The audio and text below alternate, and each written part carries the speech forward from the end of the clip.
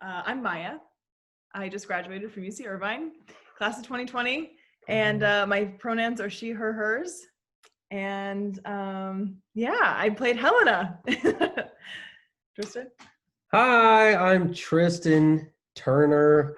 I just graduated from UC Irvine, class of 2020. My pronouns are he, him, his. I play Demetrius. Hi, I'm Kaden. I graduated from UCI MFA acting program in 2019. My pronouns are they, them, theirs, and I played Lysandra. Hi, I'm Crystal Kim. I graduated from UCI MFA class of 2020. My pronouns are she, her, hers, and I play Hermia.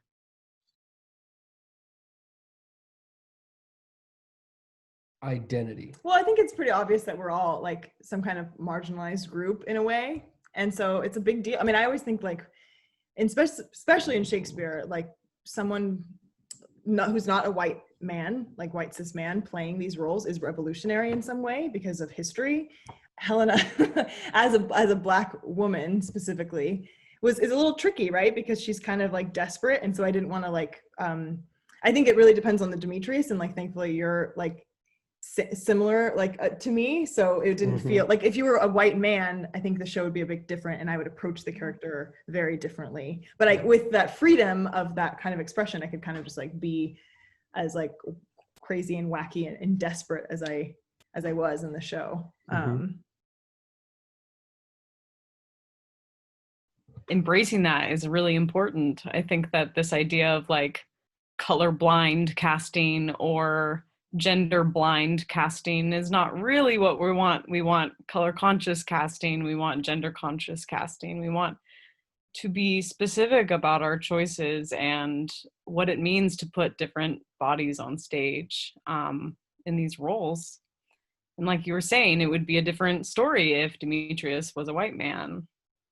And it would be a different story if I was, if Lysandra was Lysandra, played by a cis man.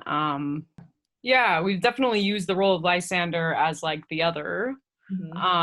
And something I like about our production is that, like you were saying, we are all a part of an othered group in some way. And so in this world, the really taboo thing is the fact that Lysandra is a woman, right? And that Hermia is in love with the wrong, inappropriate gender, or whatever that means.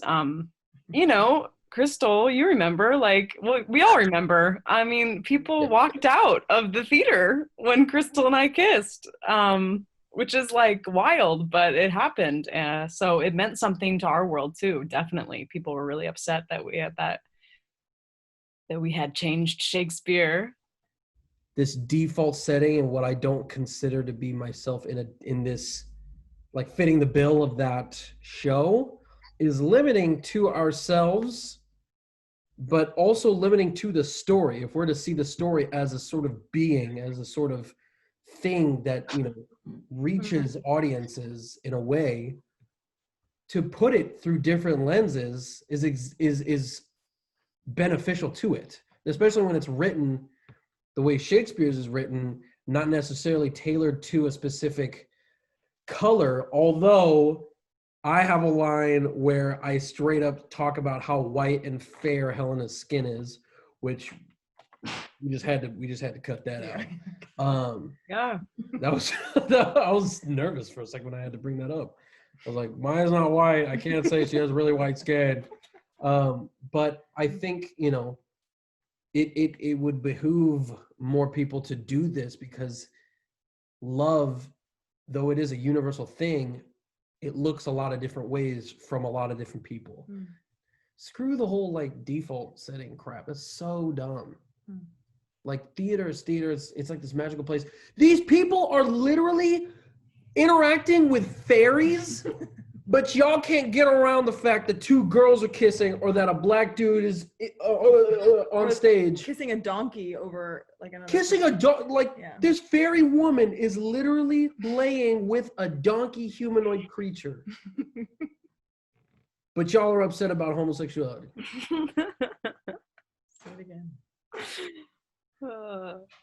Thinking of my proclamation or my declaration of love I have for somebody as being a life or death decision to make. That's so crazy. You know, I'm cis and I'm straight. I don't have that. I haven't had to think about that when I've had feelings for another person that were romantic. But Lysandra is brave, and I think that was something that people really, or I mean, I got that from the way you did it, Kaden, because it was like, you probably had your damn heart in your throat right here because you're like, I could die saying this.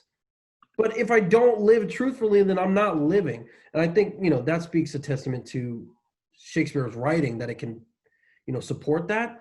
But I think Shakespeare would be honored to help, you know, to have the story told through a lens like yours, because you bring that level of truth to it that's still relevant to you. Yeah, no, I think that it's meaningful. And back to this whole question of identity and what does it mean to play these characters with our identities, whatever we bring to the role. It's like, Crystal, what you're saying, it costs something, it means something. It's not just acting, you know. It is acting, but it's multi-layered, you know. It means something when I call you a racial slur on stage as a white body, calling you that, you know, even though it's a character, it means something.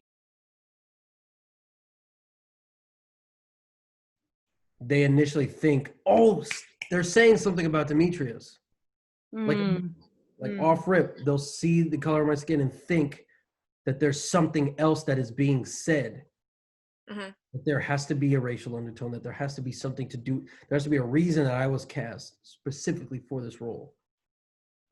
Aside from my talent. It's a bit exhausting because it means you have to explain something other than just the story itself. But Yeah.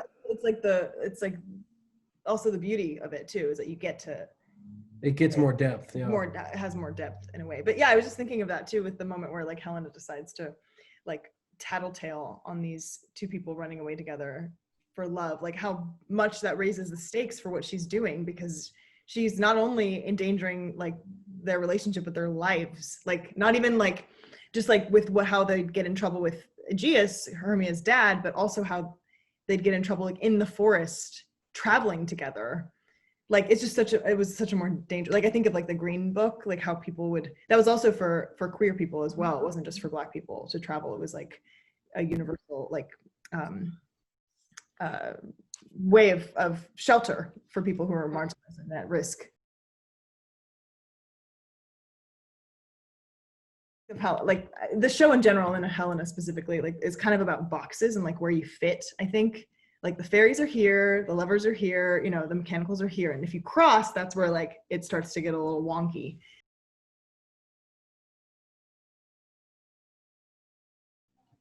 The whole thing about identity in theater, I find, is just always so different than, not so different, but than film, because film, like people are still trying to get used to color conscious casting on film, and in theater people seem to be opening up to that idea and concept a lot more. And when I was in undergrad in color conscious casting, I realized just like how complex it can get. And so back to your point, Tristan, about like it can get exhausting because like, oh, you think there's more meaning behind this role because of what I am and who I am. And like it can get exhausting to explain yourself that you should be allowed on stage and my body is okay. But then I started seeing like, oh my God, one story is capable of telling so many other dynamics of the society. So like in this one, I was like, well, for some reason, whenever I'm in a Shakespeare play, my dad is white. Cool. Okay. And so like in this one, I was like, oh my God, it's the 50s. The Korean War just happened. Maybe I'm a recent Korean War adoptee. Whoa, that could speak a larger story to somebody watching. And then also how Demetrius, you keep telling me that you love me, and the fact that you're favoring someone with a lighter skin tone. That tells another dynamic. And then you just layer and layer and layer. And I find that so beautiful because people can walk out with different snippets of the story.